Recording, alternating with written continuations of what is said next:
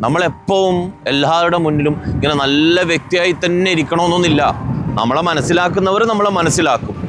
അല്ലാത്തവരുടെ മുന്നിൽ നമ്മളിങ്ങനെ നല്ല വ്യക്തിയാണെന്ന് ഇങ്ങനെ അഭിനയിച്ചു കൊണ്ടേ ഇരിക്കേണ്ടി വരും.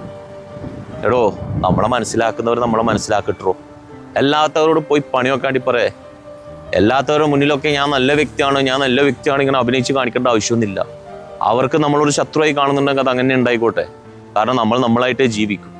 അതിന് ആരെ മുന്നിലും പോയിട്ട് അഭിനയിച്ചിട്ട് ഞാനൊരു നല്ല വ്യക്തിയാണെന്നൊന്നും തെളിയിക്കേണ്ട ആവശ്യമൊന്നുമില്ല.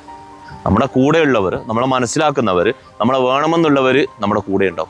അല്ലാത്തവർ നമ്മളിനി എന്ത് പിടിച്ചു നിർത്താൻ നോക്കിയാലും പല കാരണങ്ങളും ഉണ്ടാക്കിയിട്ട് അവരങ്ങ് പോകും. സോ പോകുന്നവർ പോട്ടടോ. നമുക്ക് നമ്മളെ ഉണ്ടാവത്തുള്ളൂ. ജനിച്ചു വീണതും മരിച്ചു പോകുന്നതും ഒറ്റക്ക.